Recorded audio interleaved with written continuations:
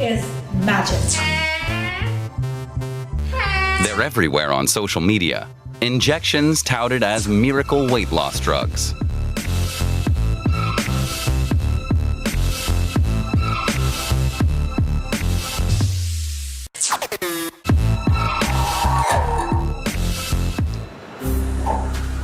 Bonjour. For years, Luciano Casto had been suffering from obesity. After a series of unsuccessful diets, in 2009 he decided to have gastric bypass surgery. But while he did initially shed 50 kilos, he gradually put that weight back on. The cravings and desires return quickly because the surgery is on your stomach, not your brain. J'aimerais volontiers 2 brochettes de poulet, s'il vous plaît. When I'm sad, I use food to cope. When I'm stressed out, it calms me down. And when I'm feeling really good, I treat myself with something to eat. Vous avez une très belle vitrine. Magnifique, merci. I do still have the occasional nibble, but ever since the bypass surgery, I don't really get hungry anymore. But this urge to eat, this constant desire, it's still there. It's an obsession, and it's always there, as clear as day, and deep inside me.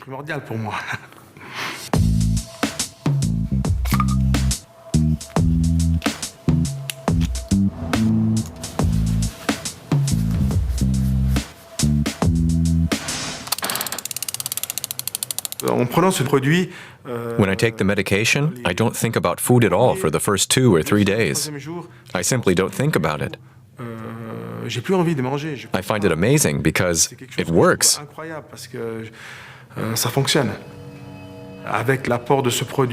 The medication means I can sometimes have breakfast and don't eat again and don't think about it until the evening, and for several days. Luciano stops thinking about food because of an injection that slows down the emptying of the stomach. It reduces his appetite by tricking his brain into thinking that he's already eaten. It mimics the effect of a naturally occurring hormone, glucagon-like peptide 1, or GLP-1. This is how the hormone works with healthy people. Eating triggers the release of GLP-1, which signals food intake to the brain. The brain tells us we're full, and we stop thinking about food. In people with obesity, production of this hormone is impaired, and those cravings can be prevented by injecting an artificial GLP-1. It tells the body that you've just eaten, although that's not actually true. The body does not take any action in response to the resulting weight loss.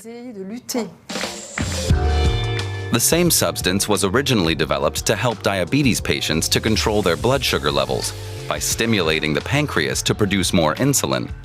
The weight loss was an unintended coincidence. People with type 2 diabetes lost weight as soon as they began treatment with the medication. The dirty topic nobody wants to talk about on a GLP-1, constipation. The most frequently reported side effects are gastrointestinal issues such as vomiting and diarrhea. There have also been cases, albeit rare, of a swollen pancreas. I have had the worst diarrhea, like I am shitting wet.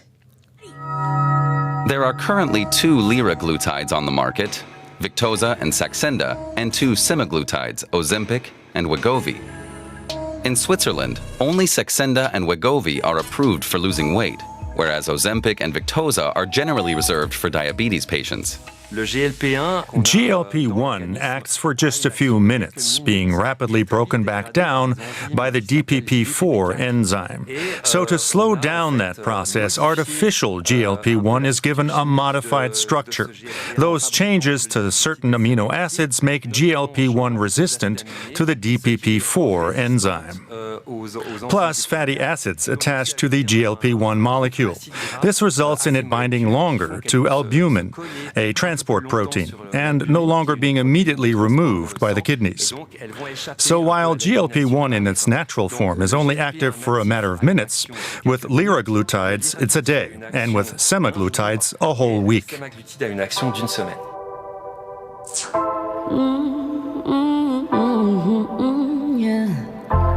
Artificially made GLP-1 is a revolution for people frustrated with trying a series of diets to no avail. I was 40 years old here. Carrying all that weight was a huge burden. Today I feel so much younger. I went on my first diet when I was still a child, 11 or 12. I was given appetite suppressants, which helped me to lose 20 or 25 kilos before I'd even hit puberty. After trying one diet after another to lose weight, Marie-France decided to have surgery. By 2005, I'd reached a state that doctors call morbid obesity. I was fitted with a gastric band. It was so bad that I could no longer keep up with my child, and I was unable to get out of my car. We chose the gastric band instead of a bypass. I was afraid of having surgery that could not be reversed. But the gastric band itself had a detrimental effect on her health. In 2021, she had to have surgery for a hernia and then did take the opportunity to have a gastric bypass. There have been 5 times in my life when I've lost between 20 and 35 kilos. And each time I gradually gained weight again to a new record level. All over the course of 40 years. Seeing that progression on a graph is emotional for me.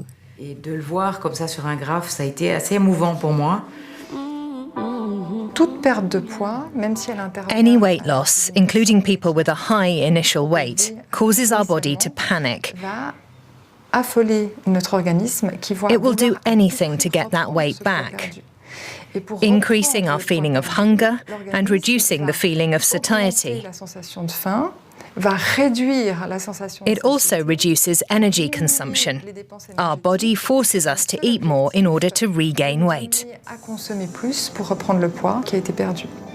While dieting, the body switches to defense mode to try to build up the lost weight fairly quickly. This results in what's called the yo-yo effect, which has a negative impact on our fat or adipose tissue and harms the cells. Repeated changes in weight exacerbate the condition. The greater the fluctuations, the more negative the effect on adipose tissue. The ongoing changes can cause the tissue to harden, resulting in fibrosis. And hardened tissue has only a very limited response to weight loss interventions.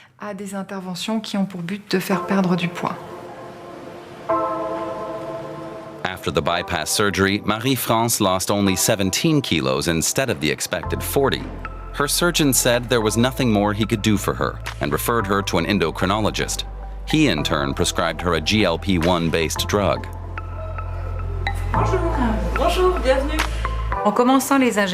There's a regimen you have to follow when you start with the injections.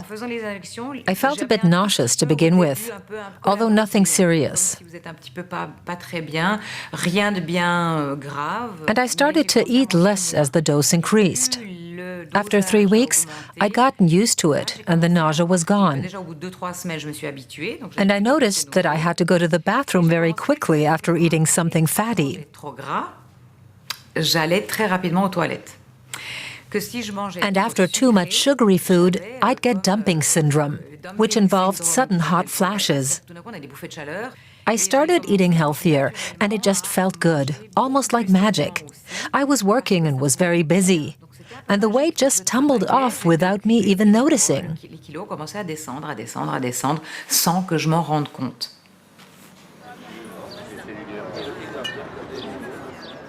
While Marie-France changed her diet, she didn't seem to lose her appetite or stop enjoying her food. The University of Geneva conducted a study examining the impact of artificial GLP-1 on patients' appetites.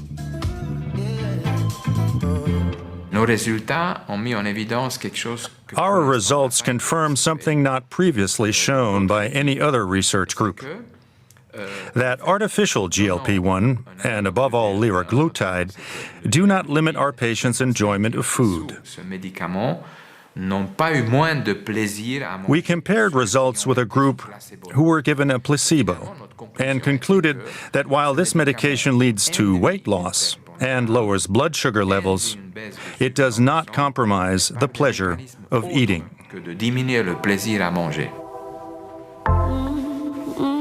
Marie-France shed 18 kilos without losing that feeling and attained a weight she didn't dare to dream of, 66.5 kilos.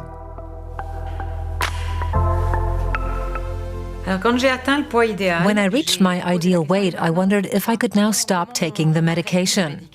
The endocrinologist said she would first check with the senior physician because they hadn't had that many cases and didn't know the drug that well. After a 10-minute wait, she said, "Okay, stop taking it, and we'll see what happens." But I wasn't happy with that, and said it wasn't an answer I found acceptable.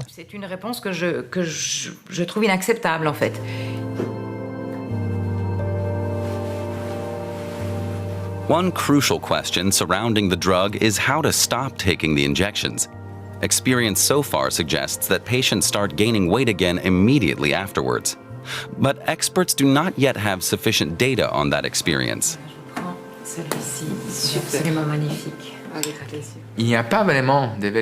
There aren't any proper guidelines yet for discontinuing the drug, on exactly how to proceed, what kind of time span, and so on. You have to try and do it step by step, insofar as is possible. The dose needs to be reduced gradually while keeping a close eye on the patient. Sometimes the on-off method helps.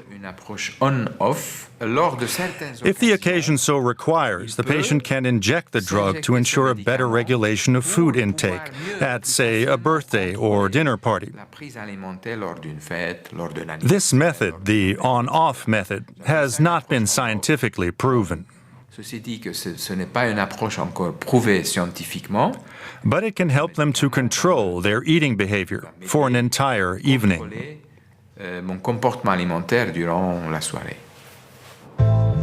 Marie-France was given no such advice. There are few specialists who are permitted to prescribe the drugs, and in many cases, they have insufficient training. I did a lot of reading online on the subject, and I came across other women who said their doctor had recommended taking a tiny microdose for the rest of their lives. That got me thinking and seemed to make sense.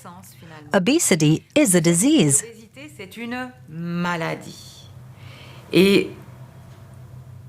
I was tired of being told that I should just stop it. That happened 5 times.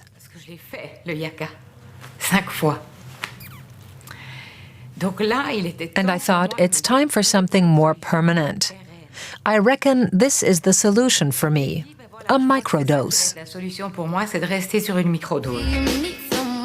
A lot of people dream of shedding some weight in time for their summer vacation, ideally with no major effort and no diet. And that prospect spread like wildfire on social media, leaving experts alarmed. Yes, we will. This drug should only be given to patients with morbid obesity. It's not suitable for just losing a few pounds because summer is approaching and you want to fit into your swimsuit. It's also risky because there are no studies yet on the effect of these substances on people who are not obese. We're currently unable to say whether treatment would need to be long-term in order to maintain the weight achieved.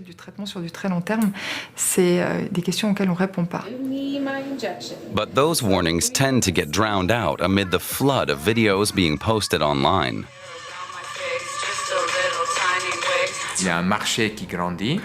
There's a growing market.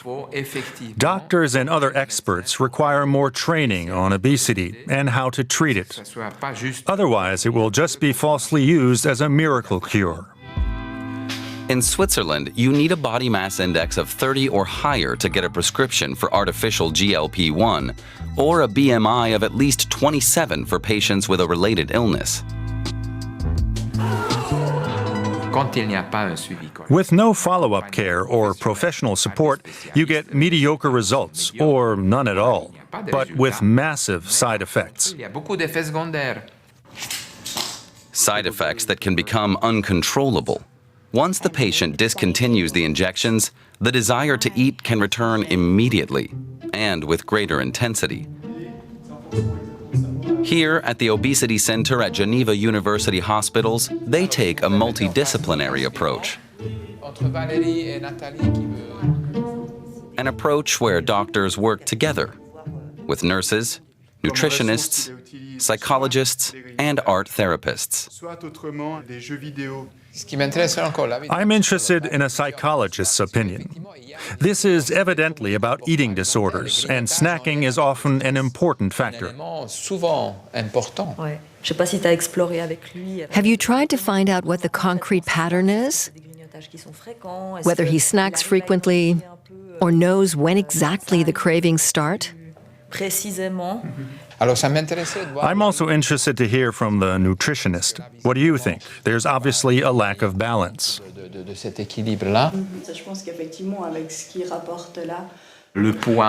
With obesity patients, we initially only see the tip of the iceberg.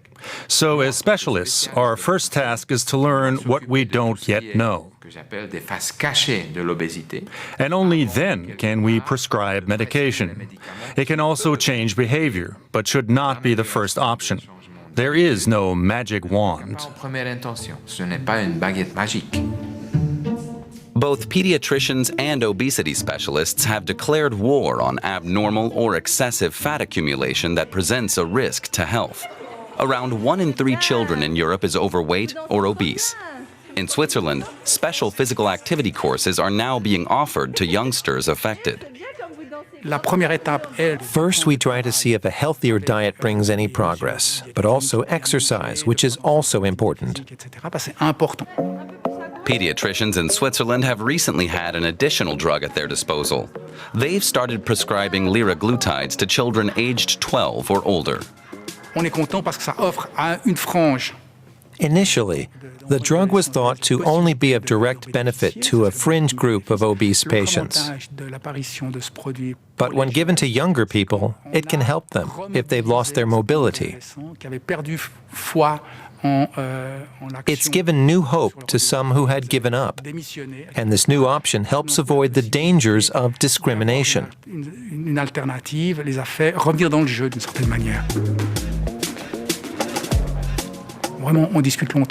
We talk to them at length to be sure that it works, which is the objective. The point is not in simply prescribing something. We want to see them getting a genuine benefit in their lives. January, February, March, April, May, June, July. I was a bit overweight compared to other kids, but not necessarily because of what I was eating. Me and my sister always got the same food from our mother and the same portions, so I really can't say why that happened.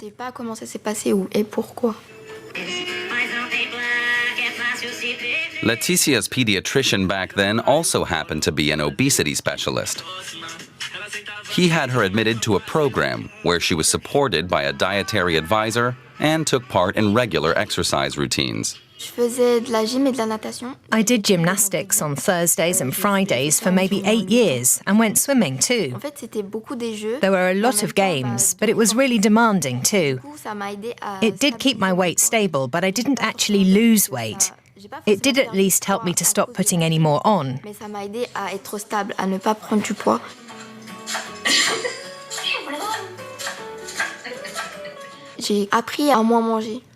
I've adjusted to eating less and have stopped having such big portions. And because I wanted to, I didn't eat or drink any sugary things for 18 months. The pediatrician saw me losing weight on my own and wanted to help. He suggested taking Saxenda, and after thinking about it, I said, why not? Leticia is still undergoing treatment, and her weight is still decreasing. So artificial GLP-1 appears to be effective among both adults and children. Could this be the miracle product that supplants everything else on the market, provided it's administered correctly? The obesity unit at the University Hospital in Lausanne is jointly headed by a surgeon and an endocrinologist. They help patients to see the bigger picture. We now have a treatment option where there used to be none. For severely obese patients who didn't want surgery, practically all we could offer were diets and psychological support.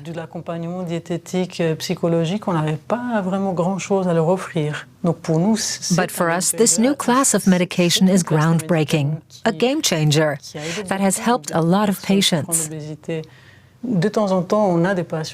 Some of them pin all their hopes on the new drug. But there's a risk of it failing if the treatment is not supervised. These patients might then despair and break off contact with a doctor or a therapist.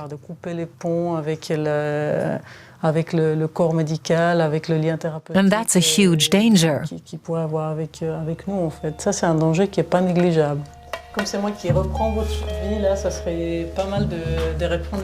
In Adriana's case, she did have the right supervision with her obesity treatment. Choosing not to have an operation, she was given liraglutides. At first, I thought I could manage without surgery. So Dr. Favre suggested I try Saxenda. And I was able to lose weight. But unfortunately, not enough. How long did you take Saxenda? It helped me to lose about 7 kilos, and I think I was on it for 9 months. That was in 2018. Were you also provided with dietary advice or psychological counseling? Yes, of course. And did you have any adverse effects to the injections? I was fine, but the results were not as I had hoped. So I had surgery in November. We'll have a look to see whether there are any problems with your abdominal wall. Some patients have a good response to these treatments, but with others it's only moderate or even negative. We have no long-term data. But surgery is an effective solution for which we do have sufficient data. In the case of patients with a range of comorbid diseases and considerable obesity, our task is to recommend the most suitable treatment. And sometimes that means surgery.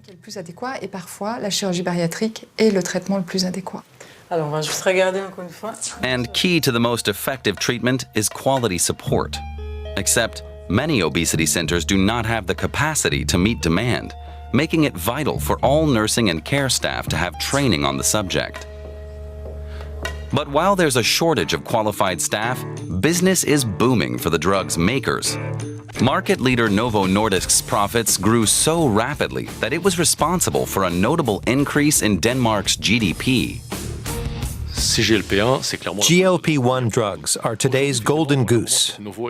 Novo and Eli Lilly are at the top, but there are over 50 obesity drugs currently in development. After completely underestimating the market, the competition has now woken up. Zepbound, which is gaining attention for its potential to provide powerful results in treating obesity. I have some breaking Mounjaro news. The new Eli Lilly obesity medication. I want more. And I know I shouldn't. Donc, si vous avez pas un nouveau médicament, if a new drug is not superior to its predecessor, the new product will drop in price, and you don't earn anything. There's huge competition to have the best new product. The development of artificial GLP-1 is still in its infancy. While the market is booming, obesity experts say the new drugs are not a solution to the problem. Who are you? I'm the owner of this house. Oh. The food industry still has a lot of work to do. The same goes for politicians, whose duty it is to help us improve the ingredients of products. We know that certain foods contain a lot of sugar. And because that makes them taste better, it makes them sell better.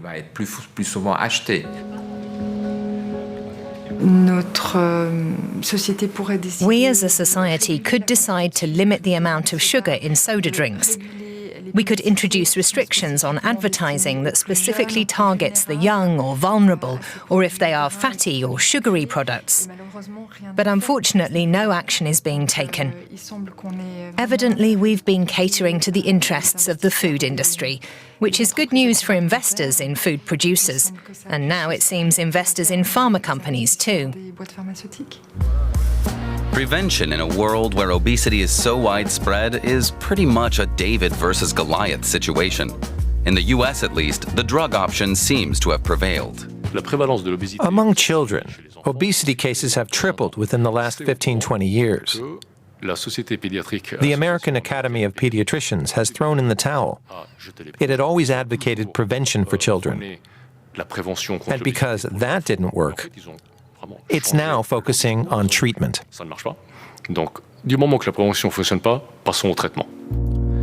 The American Academy of Pediatricians has approved Wegovy for children aged 12 and older suffering from obesity and surgery for those 13 and older. Even Weight Watchers, known for focusing on promoting a healthy lifestyle in order to lose weight, has joined the crowd. Now, with a big move by Weight Watchers. This is a big move for Weight Watchers. Weight Watchers stock making major gains this week. Weight Watchers' arguments were being heard less and less. And then came GLP-1. People had always been told that it would take a superhuman effort to achieve their goal. And suddenly, here was an injection that you administered once a week and that worked better. Weight Watchers was on the brink of bankruptcy. They tried to combine their traditional expertise for patients hoping to lose weight with a GLP-1 solution. Breaking news for anyone looking to lose weight. If artificial GLP-1 is known to be effective in treating obesity, why isn't it prescribed to all overweight people?